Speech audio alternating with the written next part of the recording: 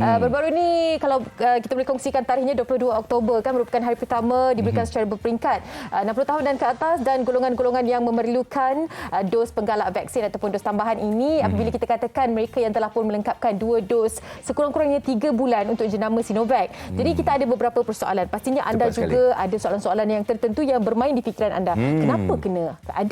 Adakah saya termasuk dalam golongan itu? Jadi kita terus sahaja kalau kita nak memperkenalkan kan, kita ada wakil dari Kementerian Kesihatan Malaysia. Kita bersama dengan Dr. Hanif Muhammad Zailani, Ketua Sektor Pakar Perubatan Kesihatan Awam, Bahagian Kawalan Penyakit Kementerian Kesihatan Malaysia KKM. Assalamualaikum Doktor.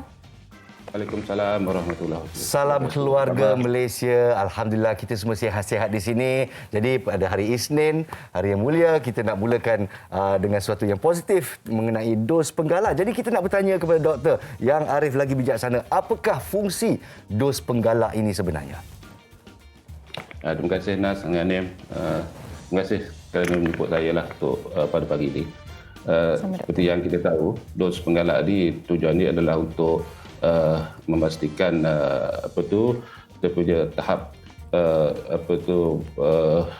antibody di dalam badan kita ni yang telah dibentuk semasa pemberian dos pertama ataupun kita kata dos pertama dan kedua atau kita katakan primary series vaksin itu untuk memastikan keterlangsungan lah paras tu sentiasa berada pada tahap optimal di mana berdasarkan data-data real world data sebagainya kita dapati memang ada bukti-bukti menunjukkan bahawa terdapat penurunan paras antibody walaupun setelah beberapa ketika lah setelah beberapa bulan menerima dos yang lengkap. Berapa bulan sebenarnya doktor? Ada yang data tadi ada yang 6 bulan, 3 bulan dan sebagainya. Banyaklah data-data daripada kita panggil dia real world data lah daripada pelbagai sumber data dan sebagainya. Sebab itulah penting untuk kita pastikan bahawa kita dapat dos tambahan ni supaya tahap ataupun paras antibody dalam badan kita ni sentiasa berada pada paras yang optimal lah dan kita ni sentiasa terlindung daripada jangkitan COVID-19 dan sekarang ni pun ada juga kes-kes yang kita panggil kes breakthrough infection lah ataupun jangkitan di kalangan mereka yang telah mendapat vaksin yang lengkap. Itu adalah kepentingan dos penggalak lah. Ya, dan bila kita bercerita tentang pendirian kerajaan kita menerima kaedah heterologi ni kan, iaitu kaedah menggabungkan 2 jenama untuk suntikan vaksin bagi mereka nak melindungi dan juga mendapatkan perlindungan optimum COVID-19 ni pastinya menimbulkan persoalan sebagaimana yang kita sendiri rasa macam adakah ada ujian klinikal yang dilakukan untuk mengesahkan pendirian kerajaan menerima kaedah heterologi ni. Mungkin doktor boleh jelaskan supaya kita lebih faham doktor. Silakan doktor. Sebenarnya yang di negara ini vaksin yang telah diluluskan untuk digunakan sebagai booster dose ataupun dos penggalak ini adalah vaksin Pfizer saja yang telah diluluskan oleh pihak berkuasa dadah. Vaksin-vaksin lain belum lagi diluluskan. Dan untuk itu terdapat 2 kategori lah, sama ada diberikan secara homologus. Mana homologus ni vaksin yang sama lah dengan dos 1 dengan dos 2. Mana mereka yang telah mendapat dos 1 dan dos 2 Pfizer diberikan dos Pfizer jugalah. Manakala yang kedua ni ialah yang telah diumumkan baru-baru ini ialah yang berhormat Menteri Kesihatan penerima dos 1, dos 2 Sinovac diberikan vaksin Pfizer. Ini kaedah secara heterologus ataupun mixed match vaksin yang berlainan. Untuk vaksin-vaksin yang lain kita belum lagi lah kita tunggu data-data lanjut daripada berbagai sumber dan sebagainya. Untuk pemberian yang heterologus untuk vaksin Sinovac tadi itu kita tetapkan 3 bulan lah selepas dos yang kedua. Perkara ini juga telah diamalkan di negara-negara lain seperti UK. UK pun telah mensyaratkan supaya mereka yang mendapat vaksin Sinovac ini diberikan vaksin dos penggalak sama ada Pfizer ataupun AstraZeneca selepas 3 bulan dos yang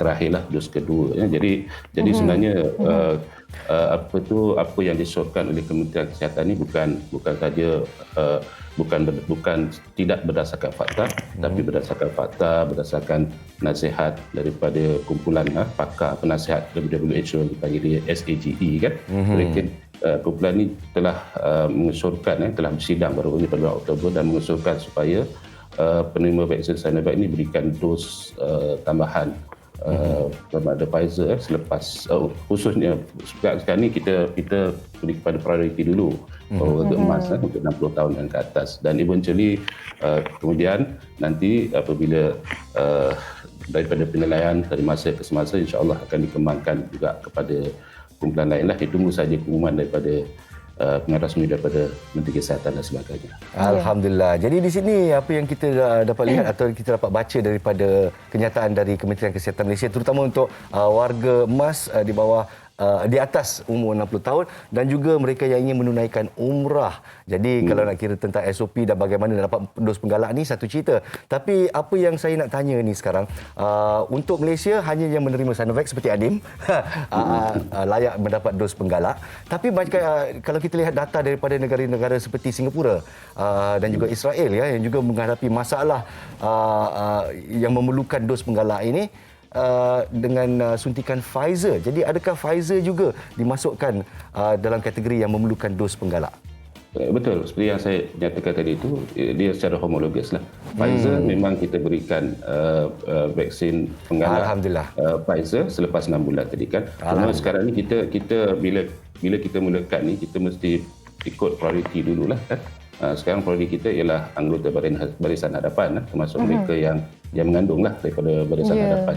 Yang Barisan Hadapan ni pula dia ada dua kan, yang petugas kesihatan dan yang seterusnya bukan petugas kesihatan, keselamatan, polis, pertahanan, askar dan sebagainya. Mereka kita beri prioriti. Kemudian yang warga emas berumur 60 tahun ke atas yang ada komorbiditi dan sebagainya. Kita bagi prioriti kepada mereka ni dulu dan apabila masa tadi telah sampai kemungkinan kita akan kembangkan atau perluaskan kepada kumpulan-kumpulan lain lah.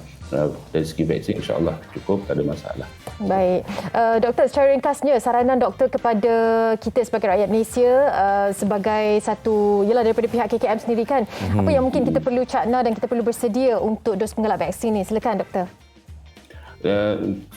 Suka saya menyatakan bahawa dos penggalak ni untuk vaksin ni adalah perkara biasa. Dia bukan disebabkan oleh kajian tu tidak lengkap dan sebagainya. Sebab kita sebenarnya kajian tu telah lengkap. Vaksin-vaksin COVID-19 yang digunakan di Malaysia, kajian telah lengkap. Kita telah melalui fasa 3 semua tu. Maksudnya Pfizer dan sebagainya di kalangan beribu-ribu sukarelawan. Cuma isunya ialah sama ada antibody yang dibentuk semasa mendapat dos pertama kedua itu berkekalan atau tidak. Dan daripada data-data semasa menunjukkan bahawa terdapat tanda menunjukkan bahawa pada antibody itu berkurangan dalam tempoh tertentulah 3 bulan, 6 bulan dan sebagainya. Sebab itulah perlu dos penggalak. Dan untuk vaksin-vaksin lain pun yang telah diamalkan di Malaysia ni terutama sekali vaksin di kalangan kanak-kanak. Contohnya sekarang kita menggunakan vaksin 6 serangkai untuk polio dan 6 serangkai itu kita bagi umur 2-3 bulan, 5 bulan dan 18 bulan. Termasuklah vaksin yang diberikan kepada meningokokus untuk yang pergi haji dan umrah itu kita kena ulang selepas 3 tahun, 2 tahun dan sebagainya. Jadi ini adalah perkara biasa. Jadi dan itulah SOP ya doktor ya. Untuk dan kita ada satu soalan. Minta maaf kita semakin kesutukan masa. Jadi kita ada satu soalan daripada penonton-penonton dari Facebook yang ingin bertanya kepada yang menerima dos penggalak ini, adakah masih memerlukan 14 hari untuk keberkesanan yang penuh? Sebenarnya 14 hari itu untuk vaksin lengkap. Jadi untuk yang dos ketiga ini tak perlukanlah masa 14 hari dan sebagainya. Ini adalah sebagai effort kita untuk menaikkan semula paras antibody dalam badan. Doktor, terima kasih banyak-banyak di atas penjelasan. Sekurang-kurangnya banyak yang kami pelajari hari ini berkaitan dengan dos penggalak vaksin ni, doktor. Jaga diri, sampaikan salam kami juga kepada mereka ataupun warga KKM. Assalamualaikum doktor.